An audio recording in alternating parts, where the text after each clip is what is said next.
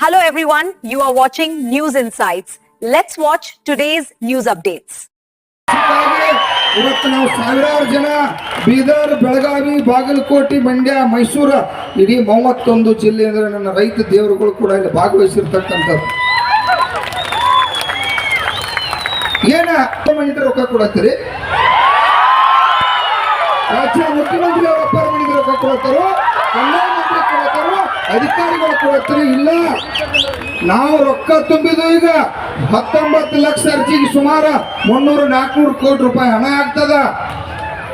ಅದ್ರೊಳಗಿಂದ ಬರೇ ಇವರಿಗೆ ಜಗಳ ಇಲ್ಲ ಅಂದ್ರ ನೀವೇನಾದ್ರು ಸರ್ಕಾರ ವತಿಯಿಂದ ಕೊಡ್ರಿ, ಇವ್ರನ್ನ ಪೇಮೆಂಟ್ ಮಾಡಿ ನಮ್ಮನ್ನ ವಸೂಲಿ ಮಾಡ್ತೀರಿ, ನಮ್ಮನ್ನ ಸುಲಿಗೆ ಮಾಡ್ತೀರಿ, ನಮ್ಮ ರೊಕ್ಕ ಇವ್ರು ಕೊಡುವಾಗ 25 ವರ್ಷ ಆಯ್ತು ಸರ್ವೇಗೆ ವರ್ಷಕ್ಕೆ 500 ಕೋಟಿ ರೂಪಾಯಿ ಹೇಳ್ತಾರೆ ರೊಕ್ಕ. ಅಧ್ಯಕ್ಷರ 15-20 ಸಾವಿರ ಕೋಟಿ ರೂಪಾಯಿ ಅಂತ ಏನ್ ಮಾಡಿಪ್ಪ ವರ್ಷಕ್ಕೆ ಆದ್ರೆ ನಮ್ಮ ಅಧ್ಯಕ್ಷ ಹೇಳ್ತ ರಾಜ್ಯಾಧ್ಯಕ್ಷ ವರ್ಷಕ್ಕೆ 5,000 ಕೋಟಿ ರೂಪಾಯಿ ಖರ್ಚಾಗಿ ಇವರು ದಾಟಿಸ್ಬಿಡ್ತಾರೆ.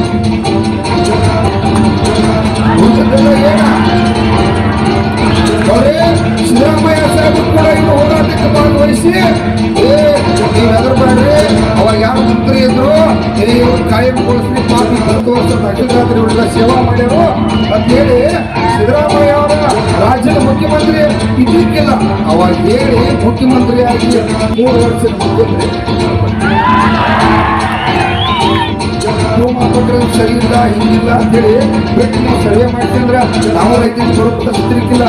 ಆದ್ರ ನಮಗೆ ಇವತ್ತು ಅರ್ಥ ಆಗೈತಿ, ಈ ಭೂಮಾಪಕರಿದ್ರೆ ಮಾತ್ರ ಸರ್ವೆ ಆಗ್ತೈತಿ. ಬೇರೆ ಉದ್ಯೋಗ ಇದು ಕಂದಾಯ ಮಂತ್ರಿ ಶ್ರೀಕೃಷ್ಣ ಯಾರು ನಮ್ಮ ಬೇರೆ ಮೊದಲಿಂದ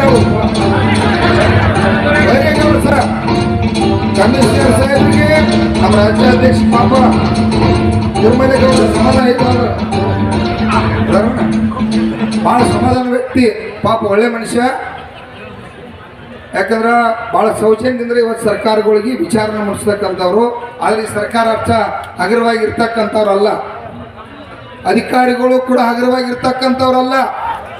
ಇವತ್ತ ನಮಗೆ ಬೇಜಾರಾಕೈತೆ IAS IPS ಇವನ್ನೆಲ್ಲ ಕಲಿಸಿ ಈ ರೈತರನ್ನ ಬಡವ್ರನ್ನ ಈ ಕಷ್ಟದಲ್ಲಿ ಉದ್ಯೋಗ ಮಾಡ್ತಕ್ಕಂಥವ್ರನ್ನ ಕಾಪಾಡಲಿಕ್ಕೆ IAS IPS ಒಂದು ಕಾರ್ಯಾಂಗ ಮತ್ತು ರೈತರ ಸಮಸ್ಯೆಗಳು ಬಗೆಹರಿತದೆ. ಇದರಿಂದ ರೈತರು ಸಮಾಧಾನವಾಗಿದ್ರೆ ನಮ್ಮೆಲ್ಲ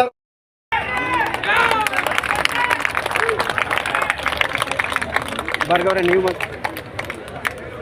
ಭಾರ್ಗವ್ ಸರ್ ನೀವು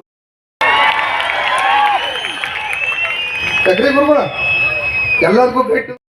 ಒಂದೇ ಸೆಂಟೆನ್ಸ್ ಅಲ್ಲಿ ನಾವು ಎಲ್ಲರೂ ರಿಕ್ವೆಸ್ಟ್ ಮಾಡ್ತಾ ಇದೀವಿ. ಕಾಲು ಹಿಡ್ದಿದ್ದಾಯ್ತು, ಇದೇ ವೇದಿಕೆಗಳಲ್ಲಿ ಕೈ ಹಿಡಿದಿದ್ದಾಯ್ತು, ಅಳಲು ಮಾಡಿದ್ದಾಯ್ತು, ಕಣ್ಣೀರು ಇಟ್ಟಿದ್ದಾಯ್ತು, ಎಲ್ಲ ಆಯ್ತು ಸರ್. ಯಾವ ಅಧಿಕಾರಿನೂ ಸ್ಪಂದನೆ ಕೊಟ್ಟಿಲ್ಲ. ಎಲ್ಲ ಅಧಿಕಾರಿಗಳ ಬಗ್ಗೆ ಕೊಟ್ಟಿರ್ತಕ್ಕಂಥ ಏಕೈಕ ಅಧಿಕಾರಿ ನೀವು, ಅದು ಗರ್ವವಾಗಿ ನಾವು ಹೇಳ್ತೇವೆ. ಅದರಲ್ಲಿ ಎರಡನೇ ಮಾತು,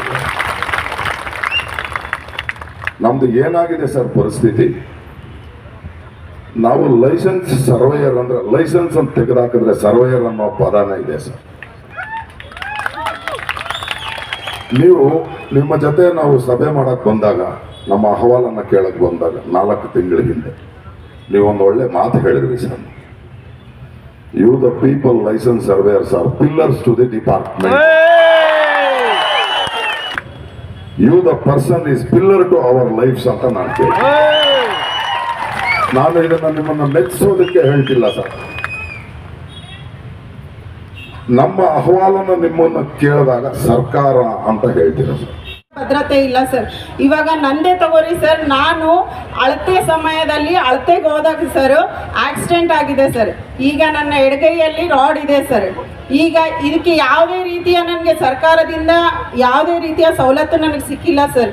ಇದೇ ರೀತಿಯ ಅನೇಕ ನಾವು ತೊಂದರೆಗಳನ್ನು ಅನುಭವಿಸ್ತಾ ಇದ್ದೀವಿ ಸರ್. ಮತ್ತು ಕೆಲವೊಂದು ಸಾರಿ ನಾವು ಹದ್ದುಬಸ್ತುಗಳು ಅರ್ಜಿ ಬಂದಾಗ ಸರ್, ನಾವು ನಮ್ಮ ಕುಟುಂಬದ ಜೊತೆ ಹೋಗಿರ್ತೀವಿ ಸರ್, ಅಲ್ಲಿ ಯಾವುದೇ ರೀತಿಯ ನಮಗೆ ಭದ್ರತೆ ಇರಲ್ಲ ಸರ್. ನಾವು ನಮಗೆ ಯಾವುದೇ ರೀತಿಯ ಬಾಂಧುಜವನ್ನು ಸಹ ಕೊಟ್ಟಿರೋದಿಲ್ಲ ಸರ್. ಮತ್ತೆ ನಮ್ಗೆ ಏನಂದ್ರೆ ಸರ್, ಆಕಾರ ಬಂದ ಕೆಲಸಕ್ಕೆ ನಮ್ಗೆ ಹಾಕಿದ್ರು ಸರ್.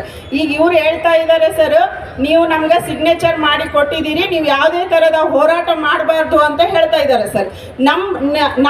ನಾವು ಸಿಗ್ನೇಚರ್ ಮಾಡಿ, ನೀವು ಸಿಗ್ನೇಚರ್ ಮಾಡಿದ್ದೀರಾ ಸರ್ ನಮ್ಗೆ ಆಕಾರ ಬಂದ್ ಕೆಲಸ ಮಾಡಿಸ್ಕೊಳಕ? ನಮ್ಗೆ ಒಂದು ದಿನದಲ್ಲಿ ಸುಮಾರು 1,000 ಆಕಾರ ಬಂದ್ ಕೆಲಸ ನಾನೇ ಖುದ್ದು ಮಾಡಿದ್ದೀನಿ. ಮಿನಿಮಮ್ ಸರ್ ನಾವು 10 ರಿಂದ 15 ಸಾವಿರ ಒಬ್ಬೊಬ್ರು ಲೈಸೆನ್ಸ್ ಸರ್ವೇರ್ ಆಕಾರ ಬಂದ್ ಕೆಲಸವನ್ನ ನಾವು ಸರ್ಕಾರಕ್ಕೆ ಮಾಡಿ ಕೊಟ್ಟಿದ್ದೀವಿ ಸರ್. ಮತ್ತೆ ನಮಗೆ ಬಾಂಧುಜವನ ಕೆಲಸಗಳನ್ನ ಸಹ ಕೊಡ್ತಿದ್ದಾರೆ. ಎಷ್ಟೋ ನಾವು ಕೆಲಸ ನಮಗೆ ಆ ಜವಾಬ್ದಾರಿ ಇರಲ್ಲ, ಆದ್ರೂ ನಾವು ಕೊಟ್ಟಂತಹ ಸರ್ಕಾರ ಮತ್ತು ನಮಗೆ ಅಧಿಕಾರಿ ಕೊಟ್ಟಂತ ಕೆಲಸಗಳನ್ನ ನಾವು ಮಾಡಿ ಸರಿಯಾಗಿ ನಿರ್ವಹಣೆ ಮಾಡಿ ಕೊಟ್ಟಿದ್ದೀವಿ ಸರ್. ಮತ್ತು ನಮಗೆ ಇನ್ನೊಂದು ಏನಂದ್ರೆ ಸರ್, ದೇವಸ್ಥಾನಗಳನ್ನ ಅಳತಿ ಮಾಡ್ಬೇಕಂತ ಹೇಳಿದ್ರು ಸರ್. ದೇವಸ್ಥಾನಗಳನ್ನ ಅಳತಿ ಮಾಡಿ ನಾವು ಅದನ್ನು ಸಹ ಕೊಟ್ಟಿದ್ದೀವಿ. ಎಷ್ಟೋ ಸ್ಮಶಾನಗಳ ಅಳತಿ ಮಾಡಿದ್ವಿ, ಸರ್ಕಾರಿ ಭೂಮಿಯನ್ನು ಅಳತಿ ಮಾಡಿದ್ವಿ. ಯಾವುದೇ ಒಂದು ಭದ್ರತೆ ಇಲ್ಲದೆ, ಯಾವುದೇ ಒಂದು ಹಣ ನಮಗೆ ಅದರಿಂದ ಬರದೇ ಇದ್ರೂ ಸಹ ನಾವು ಸರ್ಕಾರಕ್ಕೆ ಯಾವುದೇ ತೊಂದರೆ ಕೊಡಬಾರ್ದು, ರೈತರಿಗೆ ಯಾವುದೇ ತೊಂದರೆ ಕೊಡಬಾರ್ದು ಅಂಥೇಳಿ ನಾವು ಅವರಿಗೆ ಸವಲತ್ತಾಗಲಿ ಅಂಥೇಳಿ ನಾವು ಮಾಡಿಕೊಟ್ಟಿದ್ದೀವಿ ಸರ್. ದಯವಿಟ್ಟು ನಮ್ದೇನಾದ ಆ ಒಂದು ರಿಕ್ವೆಸ್ಟನ್ನು ನಿಮ್ಮ ಮುಂದೆ ಇಡ್ತಾ ಇದ್ದೀವಿ. ದಯವಿಟ್ಟು ನಮಗೆ ಒಂದು ಸವಲತ್ತನ್ನು ಕೊಡಿ.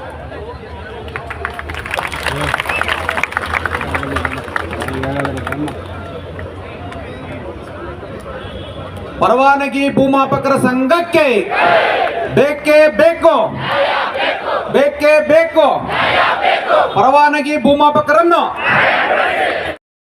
ಮತ್ತು ಮಹಾತ್ಮ ಗಾಂಧೀಜಿ ಅವರಿಗೆ ನಮಸ್ಕಾರ ಮಾಡಿ ನೆನಪಿಸುತ್ತಾ, ಇವತ್ತು ಎಲ್ಲರೂ ಬಂದಿದ್ದರು ಗಣ್ಯಮಾನ್ಯರು, ನಮ್ಮ ಲೈಸೆನ್ಸ್ ಸರ್ವೇರ್ ಅಸೋಸಿಯೇಷನ್ದು ಎಲ್ಲ ಪದಾಧಿಕಾರಿಗಳು, ಅಧ್ಯಕ್ಷರು, ರಿಯತ್ ಸಂಘದಿಂದ ಬಂದಿರುವ ಎಲ್ಲ ಮುಖಂಡರು, ಅಧ್ಯಕ್ಷರು, ಎಲ್ಲ ಪದಾಧಿಕಾರಿಗಳು.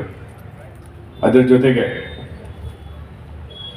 ಈಗ ಲೈಸೆನ್ಸ್ ಸರ್ವೇಸ್ ಸ್ಟ್ರೈಕ್ ಇರೋದ್ರಿಂದ ಸುಮಾರು ಜನರಿಗೆ ಏನಾದರೂ ತೊಂದರೆ ಆಗಿದೆ, ಅವರು ಕೂಡ ಬಂದಿದ್ದಾರೆ. ಅವರಿಗೆ ಮುಖ್ಯವಾಗಿ ನಮ್ಮ ಲೈಸೆನ್ಸ್ ಸರ್ವೇಯರ್ಸ್ ಎಲ್ಲ ಅಣ್ಣ ತಮ್ಮರಿಗೆ, ಅಕ್ಕ ತಂಗಿಗೆ, ಹಿರಿಯರಿಗೆ ನಾನು ನಮಸ್ಕಾರ ಹೇಳುತ್ತಾ, ಈಗ ಎಲ್ಲರೂ ಮಾತಾಡಿದ್ದಾರೆ, ಭಾಳ ಚೆನ್ನಾಗಿ ಮಾತಾಡಿದ್ದಾರೆ. ಯಾರ್ಯಾರಿಗೆ ಏನು ಕಷ್ಟ ಸುಖ ಇದೆ, ಇಶ್ಯೂಸ್ಗಳು ಇದ್ದಾವೆ, ಫೀಲ್ಡಲ್ಲಿ ಏನು ವಾಸ್ತವಿಕ ಪರಿಸ್ಥಿತಿ ಏನಿದೆ ಅಂತ ಈಗ ಕೆಲವು ಕ್ಷಣಗಳಲ್ಲಿ ಈಗ ಹೆಣ್ಮಕ್ಕಳು ಕೂಡ ನನಗೆ ಹೇಳಿದ್ದಾರೆ ಅಂತ ಏನೇನು ಸಮಸ್ಯೆ ಅವರಿಗೆ ಬರ್ತದೆ. ಅದರ ಜೊತೆಗೆ ನಮ್ಮ ಅಣ್ಣ ಸಮಾನರು ಅವರು ಕೂಡ ಬಂದಿದ್ದರು, ಅವರು ಕಷ್ಟ ಕೂಡ ಇವತ್ತು ನಾನು ನೋಡಿದ್ದೀನಿ, ನನಗೆ ಕೂಡ ಭಾಳ ನೋವು ಬರ್ತದೆ. ಈಗ ಮಾಜಿ ಅಧ್ಯಕ್ಷರು ಕೂಡ ಮಾತಾಡಿದರು, ಅದು ಕೂಡ ನನಗೆ ಭಾಳ ನೋವು ಬಂತು. ಈ ಎಲ್ಲ ಸಮಸ್ಯೆಗಳಿಗೆ ನಾವು ಹೆಂಗೆ ಬಗೆಹರಿಸ್ಬೇಕಂತ ನಾವು ಮುಂದಕ್ಕೆ ನೋಡಬೇಕು, ಸೊಲ್ಯೂಷನ್ ನೋಡ್ಬೇಕಂದ್ರೆ ನಾವು ಎಲ್ಲ ತಮ್ಮ ಸಂಘದ ಪದಾಧಿಕಾರಿಗಳ ಜೊತೆಗೆ ಮೀಟಿಂಗ್ ಆಯಿತು ಅಂತ ಅದೇನೇ ನಾನು ಮಾತಾಡ್ತಿದ್ದೆ. ನಾನು ಆವಾಗನೇ ಕೂಡ ಅದನ್ನೇ ಹೇಳಿದ್ದೆ, ಡೇ 1 ಅಲ್ಲಿ ನಮ್ಮ ಹಂತದಲ್ಲಿ ಏನು ಮಾಡೋಕ್ಕೆ ಸಾಧ್ಯ ಇರ್ತದೆ ನಾವು ತಾತ್ಕಾಲಿಕವಾಗಿ ನಾವು ಮಾಡಿಸ್ತೀವಿ. ಫೈಲ್ ಕೂಡ ಸರ್ಕಾರ ಹಂತದಲ್ಲಿ ತೀರ್ಮಾನ ಏನಾಗಬೇಕು, ಸರ್ಕಾರಕ್ಕೆ ಕೂಡ ಫೈಲ್ ಕೂಡ ಕಳಿಸ್ತೀನಿ, ಅದು ಕೂಡ ಕಳಿಸಿದೆ ನಾನು, ಅದು ನಿಮ್ಮ ಎಲ್ಲರಿಗೆ ಗೊತ್ತಿರಬಹುದು. ಈಗ ಒಂದು ಇನ್ಶೂರೆನ್ಸ್ ಒಂದು ಸಂದರ್ಭ ಬಂತು. ಫಸ್ಟ್ ಮೀಟಿಂಗ್ ಯಾವಾಗ ಆಯಿತು, ಜನವರಿ ತಿಂಗಳಲ್ಲಿ ಆಯಿತು, ಬಹುಶಃ ನಾನು ಜಾಯಿನ್ ಮಾಡಿದ ಮೇಲೇ ಅದು ಮೀಟಿಂಗ್ ಆಯಿತು. ಆವಾಗನೇ ಕೂಡ ಹೇಳಿದೆ ಅಂತ, ಅದು ಇಮಿಡಿಯೇಟ್ಲಿ ಅದು ಸೊಲ್ಯೂಷನ್ ನಿಮಗೆ ಕೊಡಿಸ್ತೀನಿ. ಆ ಸಂದರ್ಭಗಳಲ್ಲಿ ನ್ಯಾಷನಲೈಸ್ ಬ್ಯಾಂಕ್ಗೆ ಮಾತಾಡಿ ಒಂದು ಇನ್ಶೂರೆನ್ಸ್ ಎಲ್ಲರಿಗೆ ನಾವು ತಲುಪಬೇಕಂದ್ರೆ ಒಂದು ವ್ಯವಸ್ಥೆ ಮಾಡಿದ್ದೀನಿ. ಈಗ ಎಲ್ಲರದ್ದು ಬ್ಯಾಂಕ್ ಅಕೌಂಟ್ ಒಂದೇ ಬ್ಯಾಂಕಲ್ಲಿ ಮಾಡಿಕೊಂಡು ಅವರಿಗೆ ತಮ್ಮೆಲ್ಲರಿಗೆ ಒಂದು ಇನ್ಶೂರೆನ್ಸ್ ಕೂಡ ಬರ್ತದೆ. ಅದು ಕೂಡ ನಾನು ವ್ಯವಸ್ಥೆ ಆಲ್ರೆಡಿ ಮಾಡ್ಕೊಂಡಿದ್ದೀನಿ. ಎರಡನೇ ಮುಖ್ಯ ವಿಷಯ ಬಂತಂದರೆ ಟೈಮ್ಲಿ ಪೇಮೆಂಟ್ ಸಿಗೋದಿಲ್ಲ.